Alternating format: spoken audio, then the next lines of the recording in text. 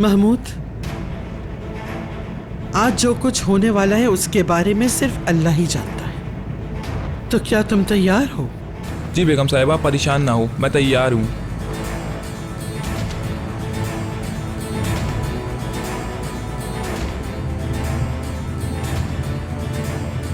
ये तुमने अच्छा नहीं किया मीरान, इसका हिसाब देना होगा। अब बहुत हो गया मीरान, आज मैं रहूंगा या तुम?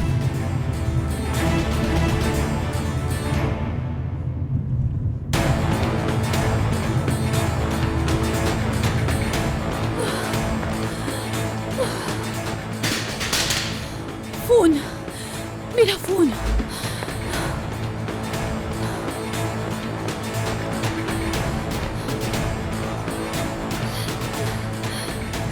तुमने मुझे ये सब करने पर मजबूर किया आजाद। तुम्हारी वजह से मुझे ये सब करना पड़ा। मीरान को हासिल करने का मेरे पास और कोई रास्ता नहीं था।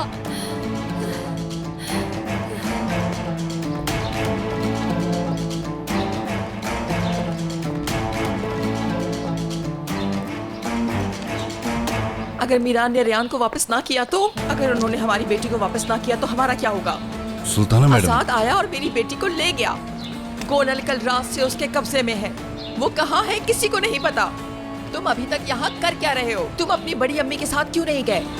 हमारे लोग चारों तरफ फैले हुए हैं। गोनल को ढूंढ कर निकाल लेंगे, बहुत जल्द उसका पता चल जाएगा। मैं जानती हूँ कि आप बहुत परेशान हैं, लेकिन आजाद बुरा नहीं है। वो कुछ गलत नहीं करेगा। तुम्हें क्या पता उसके बारे में? तुम क्यों उसकी वकालत कर रही हो? मैं जानती हूँ उसे। हेलो फरहाद, मुझे आकर बचा लो। मैंने शायद आजाद को कत्ल कर दिया है। तुम ये क्या कह रही हो? तुम ठीक हो? प्लीज फिरात, अभी इन बातों का वक्त नहीं है। प्लीज फौरन आओ और मुझे यहाँ से ले जाओ। कौन है?